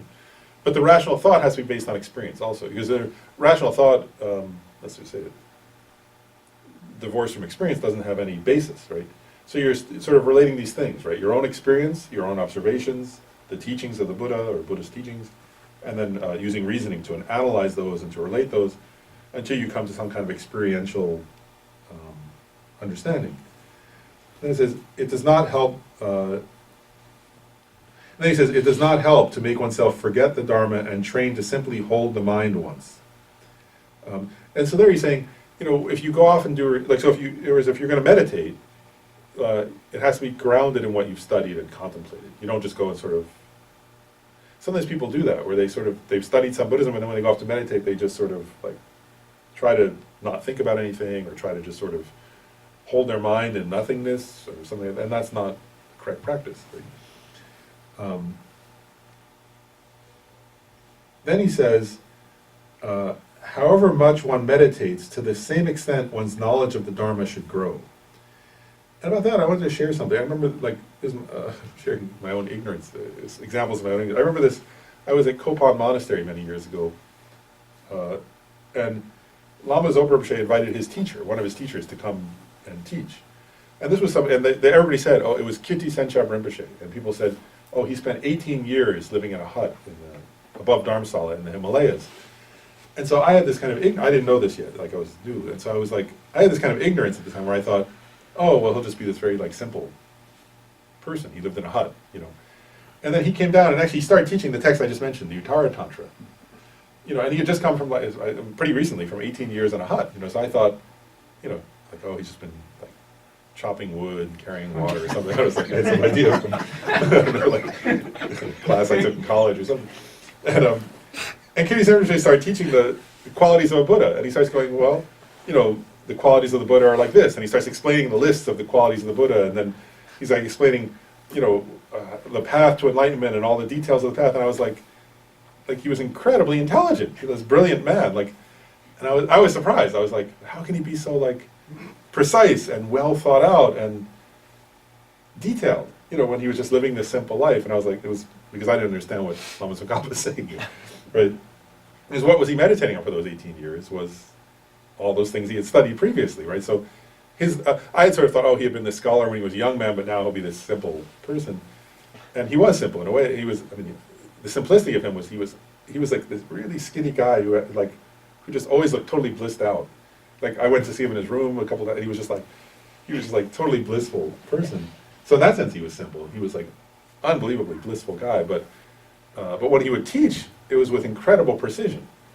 And it's because of this point, right? And he wasn't just, I sort of assumed he had gone off to the Himalayas and he was just like, you know, meditating on space or something. I don't know what else. But the point is he was meditating on all the stuff he had studied, so his knowledge of those things was actually deeper than when he entered retreat, not less. And I sort of was like, oh, wow, now I get it. And then he makes another point. He says, you know, so one thing he's saying there is, you know, so you study, and then if you often meditate, you meditate on what you study, and your knowledge gets deeper. Partly, I mean, because you've thought about it more, you're familiar with it. But also when he says your knowledge will grow, your knowledge of Dharma will grow, it means it's no longer just intellectual, right, at that point. In other words, you've gone off and you've contemplated in relation to your own experience, in relation to reason or analysis. And so your understanding of the Dharma is no longer just based on what somebody else said. It's based on your own insight and experience, right? And that's the goal of that. And then he says a couple more points I'll mention because they're important. He says, once this certainty has grown firm through such considerations, right? So he's saying certainty means, actually, if you relate that to Buddhist epistemology, I guess you could say, like, so certainty means like you've gained, what's the word, a valid perception of the topic. And that kind of valid perception comes about only through your own reasoning and your own experience. Does that make sense? It can't come about through somebody else's. It can depend upon somebody else's words, right? Somebody taught you something. But ultimately it has to come about through your own internal process of insight, through analysis. He says, and if you have that kind of certainty, right, that comes about through your own, you know, it's the certainty of valid perception. Let's make a point, like valid perception means, you know, like, so somebody says, if you have your hand in front of your face and somebody says, that's not your hand, like, doesn't matter what they say, they're not going to convince you because you know, right? And the same way, if, you know, it could be illogical enough, right? If somebody says, you know, 3 + 2 = 5, and then somebody else says, no, that equals 7, there's like, if you've analyzed it enough, it doesn't matter how much time somebody says that, you're not going to be convinced of their point, right? Here, you're supposed to have, or not supposed to have, but here he's describing somebody who's come to that same level of certainty through their own analysis in meditation and contemplation. So he's saying, at that point, you will not listen to the words of negative companions who say things like, all virtuous and non-virtuous thoughts are to be abandoned. They are just, because they're just conceptions. Right? So he's saying, if you come to that kind of certainty and then somebody says to you, you know, oh, just abandon all thinking, and that's the correct Dharma practice, you won't be deceived by their incorrect interpretation of what Buddhism is. So Dr. Lauren is saying conceptual inferences are correct at this point. Yeah, that is conceptual inference that we rely upon, actually. Like, and that's one of Lama Tsongkhapa's contributions. I mean, not that he's unique in this, but one of his emphases is that even in the understanding of emptiness, actually, one has to, the ultimate goal is to reach a non-conceptual realization of emptiness. But one only gets there through a correct conceptual understanding. And some people misunderstood that point, because they read in the scripture correctly, the goal is non-conceptual, and they thought, well, then just give up all concepts, and I'll somehow be in emptiness. And what Lama Tsongkhapa is saying here is, no, he's not saying that here, later he'll say it, but it's the same point he's making, or this is related to that, I guess, is that it's through study that one comes to, and contemplation that one comes to a correct conceptual realization of emptiness. And then by familiarizing and meditating on that, in deep meditation, one comes eventually to a non-conceptual realization. But it's not just through abandoning concepts and not thinking. That doesn't get you anywhere, actually. So that's related to what he's saying. That's impossible either, because mind always needs an object until you realize emptiness, I guess. True. And then he says, rather you'll think the Dharma doesn't teach anything like that, my spiritual friend doesn't, so you'll know through your own experience that's not the teaching. And you won't listen to them. And then he says, and then he makes this point, he says, if you don't cultivate, actually, I was going to skip it, but I'll say it. He says this thing that seems a little unclear at first to me when I first read it, and then I had to think about it to get what he was getting. He says, lacking that, someone who has a little bit of faith but no wisdom will burst into tears when he sees a crying face, and will burst into laughter when he sees someone who is laughing. Considering true whatever people say, like a river, he'll go wherever he's led. And so what he's getting at there, right, is the same point. It's about valid perception. In other words, it's about, and actually, it's a really important point. Like, there is that if you just base yourself on, first of all, he said, if you don't have the wisdom of hearing and study, then you don't have anything. Then there's no foundation at all, right? But if all you have is that, and you don't contemplate deeply, then you'll just follow whatever anybody says. Actually, right? That's what he's getting at. So he's like sort of, so whatever anybody sort of presents, you'll think, oh, that must be it. Oh, that must be it. And you actually, it's possible to be that way, right? Where it's just sort of like, whatever's the new thing, you just sort of think that's wisdom. And what he's really getting at here is a kind of stability, right? And a kind of force to your mind that comes about through deep reasoning. Does that make sense? And through contemplation. And again, I'll just share one more story about it. Like I remember one time, like the monks in the monastery debate, right? A lot of their method of study. They go to class with their teacher, and then they go and debate for hours and hours. And that's their main way of study, is the debate itself. And that's contemplative wisdom, right? And I remember one time, and all the, particularly the geshes, they do that for years and years, right? And sometimes, like some geshes have shared with me, like they'll say, in debate court, they'll come across they'll try to find the smartest other monks to debate with. I remember one time somebody said, they were debating about, so if they were debating about karma, for example, that they would want to debate with, let's say one monk is taking the position karma functions the way the Buddha taught, but they'll try to find the smartest monk to say, no, the Buddha's wrong. And then they'll debate with them, right? To see, well, if I can't hold my own with him, then somewhere in myself there's going to be doubt. Does that make sense?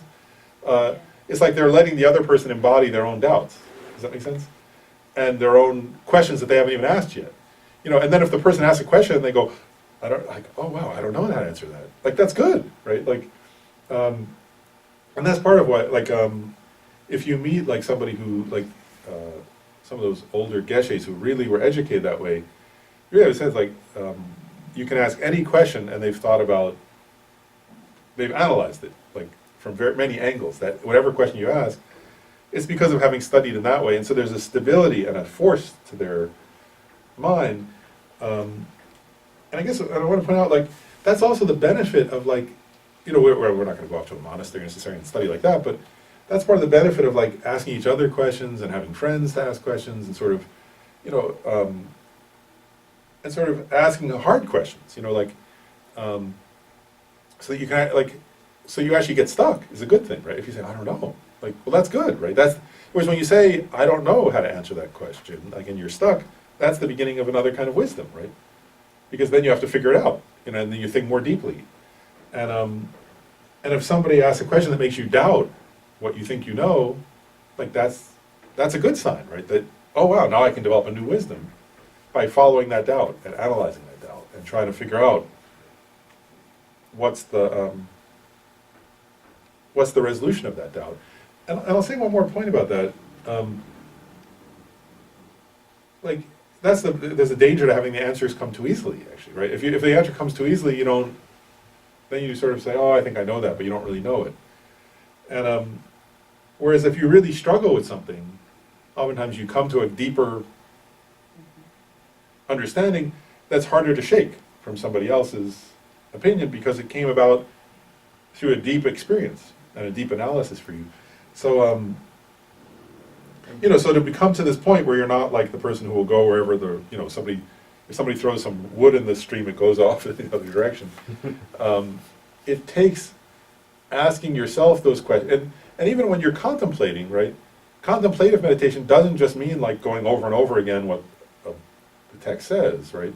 If you're like sitting with a text and you're going to contemplate it, it means that then you raise your own doubts. Does that make sense? And the better you are at raising the doubts, the deeper your wisdom will become. Whereas if all you do is say, if somebody says, actually I remember this with, I'll give an example. So there's a script, oftentimes Buddhist texts will say, sort of like self-centeredness is the cause of suffering and love and compassion are a cause of happiness. Right? So many Buddhist texts will say something like that. And then, I remember one time Kensei Rinpoche said to me, he said, well, when somebody first studies that text, they're doing it because they're unhappy and they want to be happier. So they wouldn't even start studying the text if it wasn't for their self-interest. So, and then the study of that text is what allows them to cultivate compassion. So isn't selfishness the cause of happiness then? And he said, and I said, and I remember like looking at her going, oh, I'm not sure. I don't know. That's a good question. What was wonderful to me was, here he was teaching the text that says that, but he was debating against the text, right? For the purpose of, and he was saying, well, go think about it, come back with an answer sometime, or something like. But to me, that's good study, right? Like, because then you have to ask the question, well, yeah, so what does the text mean then, and what do I mean, and how does that relate, how does that relate to my own experience, and to reason.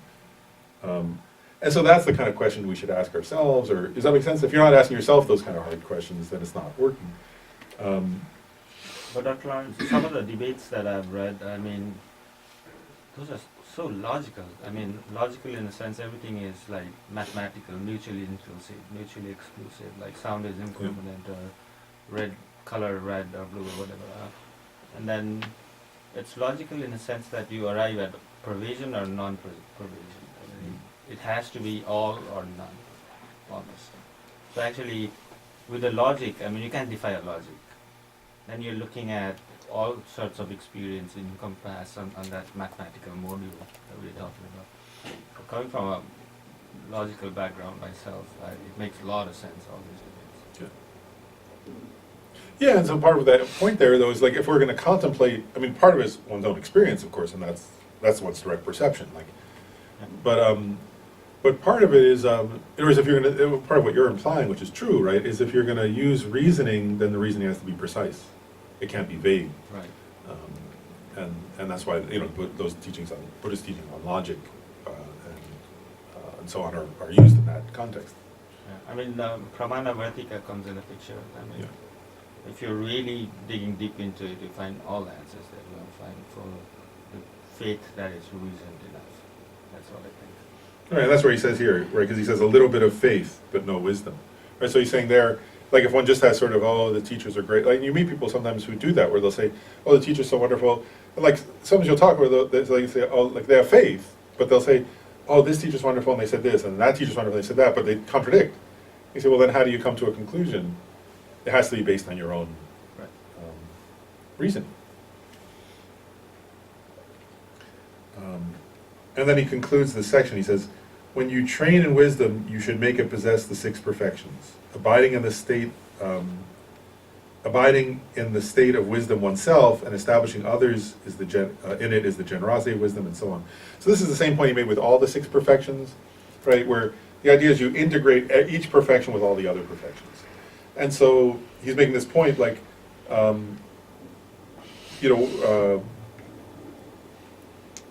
so what's the first perfection was the perfection of generosity, right? So if you're going to practice the perfection of generosity in the context of wisdom, it would be helping others, right? Giving wisdom. There's could be like giving somebody else a book, or explaining something to a friend, or talking with somebody and trying to help them gain an insight, and so on.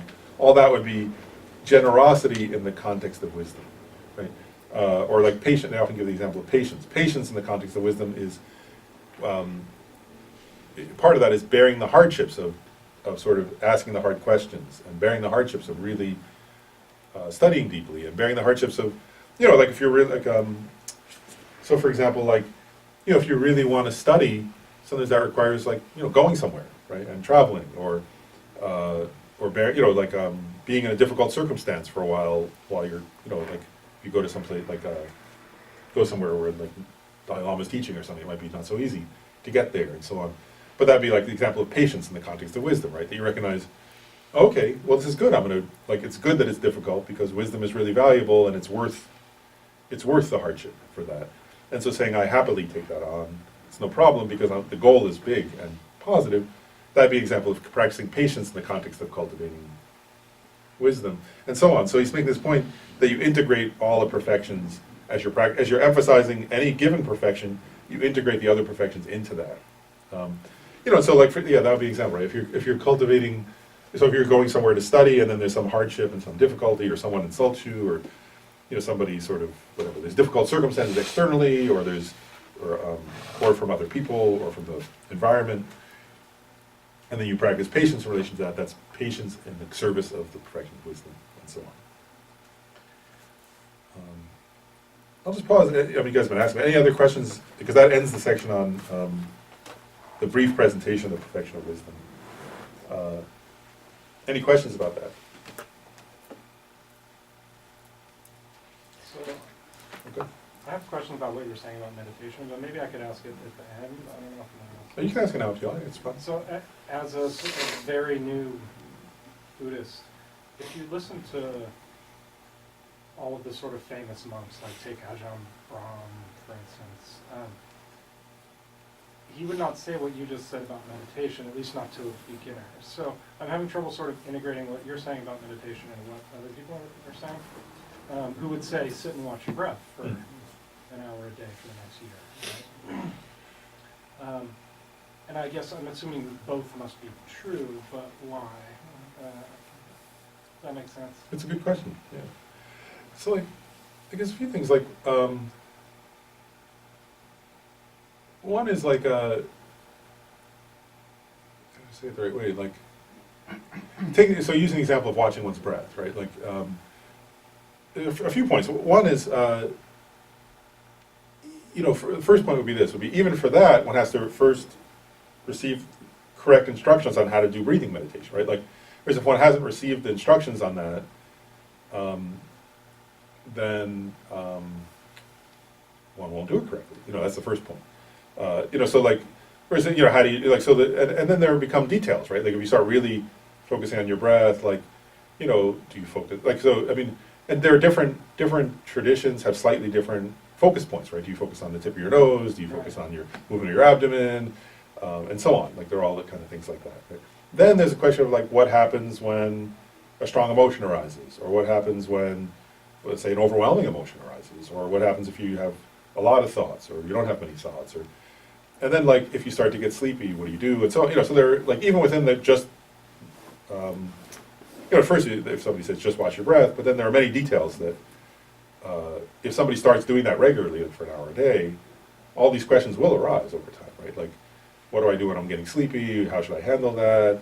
What should I do when I'm having like, if you do it every day, right? Well, one day you're really tired, another day you're angry, another day you're, how do you handle those different, what's the correct way to handle those? And then insert in there, Mhm. there's gonna be insights too, right? So I'm trying to kind of process, like this happened to me yesterday, I just sort of spontaneously sat down and had an insight based on studying something. So I'm Mhm. trying to process what you're saying. Should I do that intentionally, regularly, or? Well, and that's, I guess, the next thing I was going to bring up is, so the first one is just having the instructions. But then the next step is, if you really look at, for example, like, the meditation on the breath, is grounded in a number of sutras, like the 4 Foundations of Mindfulness Sutra and so on. Right. And eventually, the idea is that, let's see, say this right.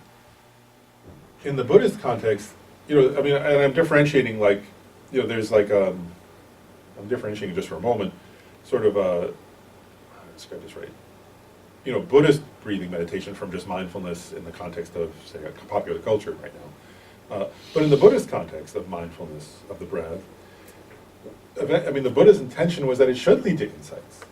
And for example, like he gives in the sutras, it gives the example of impermanence, for example, like that if you really are meditating on your breath, but if you're studying at the same time the Buddhist teachings, then eventually you get the point where you come to this insight experientially, oh wow, the body's impermanent.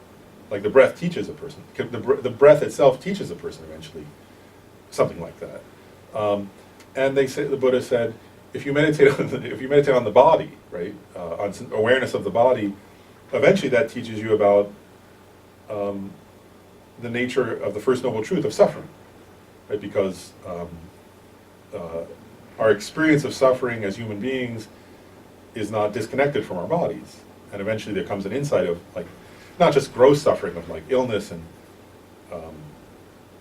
pain of getting like hurt or something like that, but even the subtle suffering of like slight discomfort in the body, and you move and then that seems comfortable, but then your knee starts there, and so on. Like there comes a natural process of understanding that the experience of suffering is not disconnected from being embodied in a sense. And so all I'm really getting at is, I think you're right, and there is that the other part of study in relation to even that simple practice, right? It could seem simple, oh, I'll just meditate my breath, but there are many insights that are, if one is sort of, and that was, I think, the Buddha's intent, is awareness, so awareness of the body in that sense, in the context of one's study of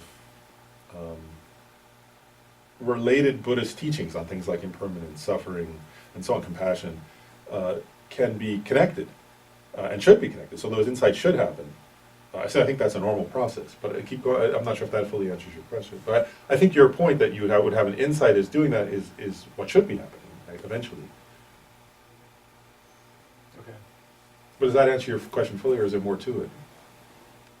No, I think I'll just let you continue, and I'll think about it. Okay. But I do think I get what you mean though, and there are. I guess I'll say one last point. There are certainly though among. I'm going to make a couple more points. One is there are differences of emphasis among different Buddhist teachers. That's also true. In other words, like where some will emphasize in a more sort of comprehensive way study, and others will sort of emphasize that less. But really, even like if you look at let's say this right, like.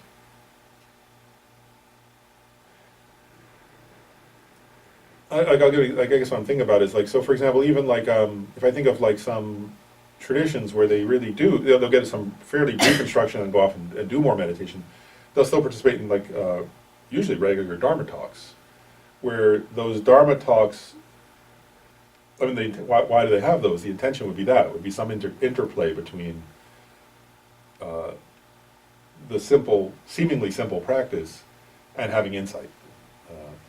And that they should be connected eventually is part of the point, because in all those traditions, it's like, the goal is a combination of shamatha and vipassana, so insight, calm abiding and insight. So eventually the goal is definitely insight in all the Buddhist traditions. There's this goal of having insight into the nature of reality. So they're never separated in that sense. I mean, there could be a difference of, so I think to me, part of, I guess, what you're getting at is a valid point also about a difference of emphasis sometimes. Where some teachers will sort of emphasize a little bit of instruction and practice, and then a little more instruction and practice, and a little more instruction and practice. Whereas others will sort of emphasize a little bit more extensive study and then practice. But both have to have both. In other words, a study that's divorced from any meditation practice is not going to go anywhere, but meditation practice that were completely divorced from instruction and study also isn't going to lead to the correct result. So they both, you really, whether you emphasize one or the other, both have to be involved in the process. Okay, I think that helps. Thanks. Just to add to what you were saying, made me think of something else, but it also, it varies, like, according to traditions, vastly. You know, it varies, like, you know, what they're all arrive at the same, you know, like you were saying, but it does vary, and it's just different methods, I guess, and different traditions. Yeah, that's true.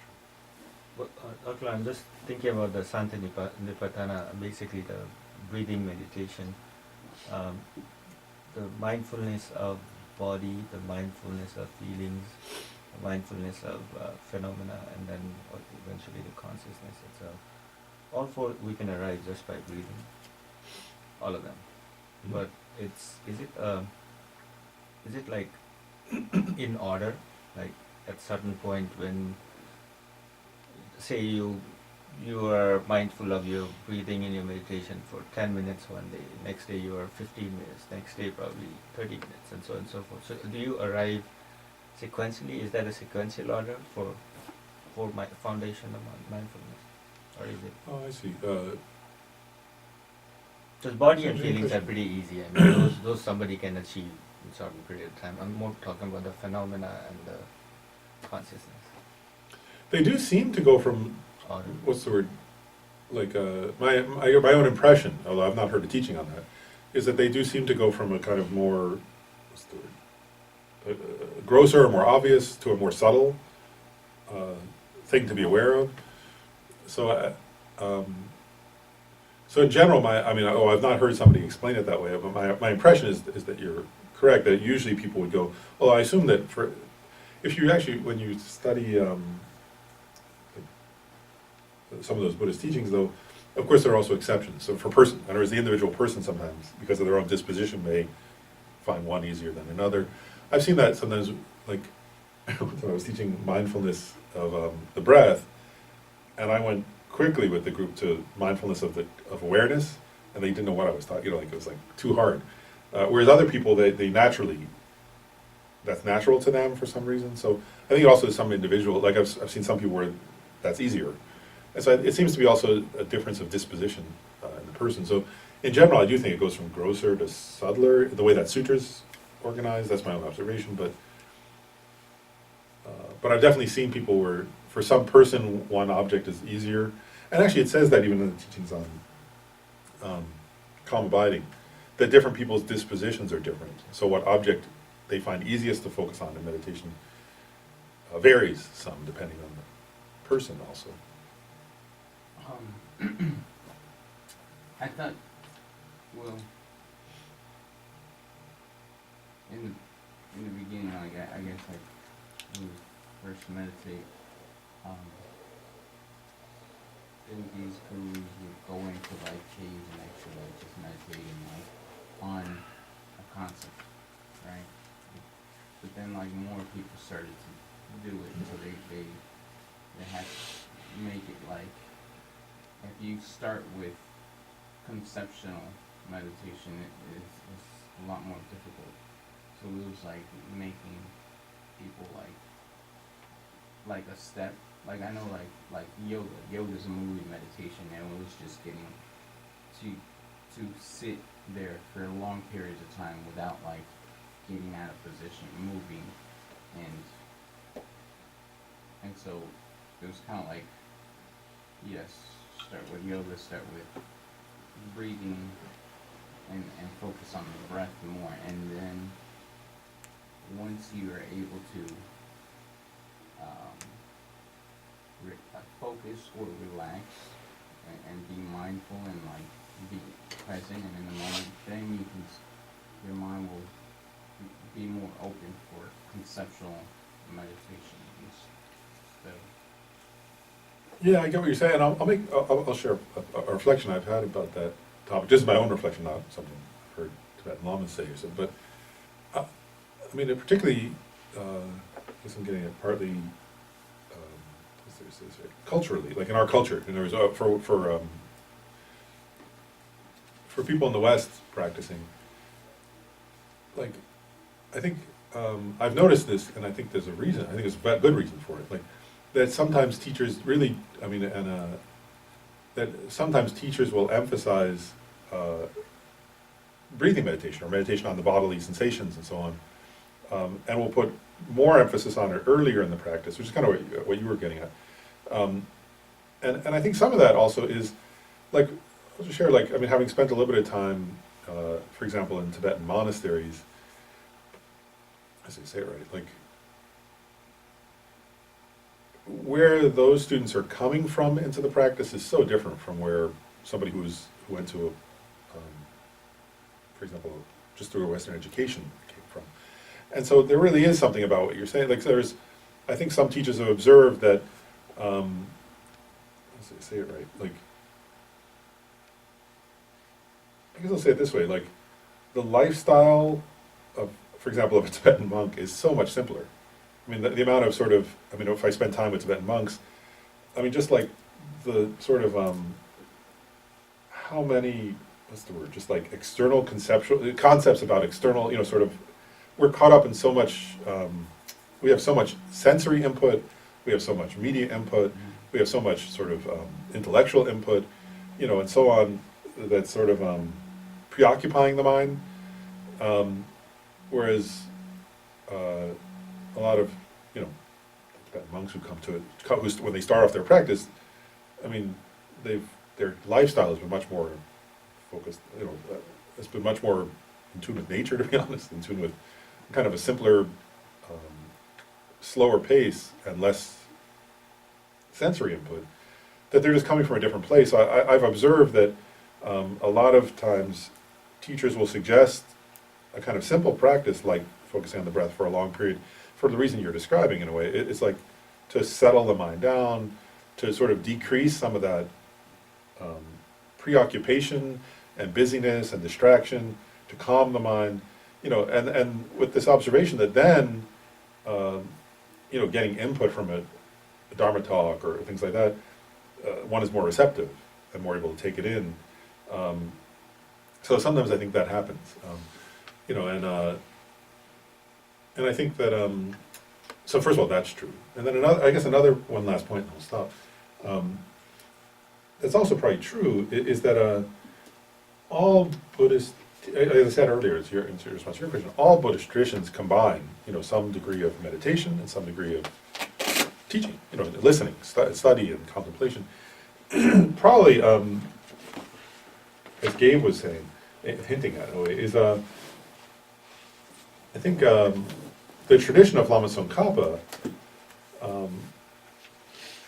probably particularly does emphasize, this sequencing, right? They all emphasize this to some degree, but he emphasized it particularly. Sort of study, emphasis more on study in the early phase, contemplation in the middle, and meditation later. For sure, there are teachers, and I've known some monks, and people where it's more of a, meditate and then get some instruction, meditate and get some instruction, meditate and get, and that's a different, it's the same goal and the same intention, but a different process that's sort of suited to us, to people in different circumstances. So part of it is what one's own circumstances are, both personally, culturally, and so on, and also externally, in various ways. So I do think, so I think that's part of that, yeah. And I think there can be a use to that sometimes. Because if the mind is so busy, it's hard to take much in. Okay, now we should do the dedication first. The supreme true bodhicitta, where it has not arisen, may it arise and grow. Where it has arisen, may it not decrease, but increase more and more. In the snowy mountain paradise, you the source of good and happiness, all-powerful Chenrezig Tenzin Gyatso, please remain until samsara ends.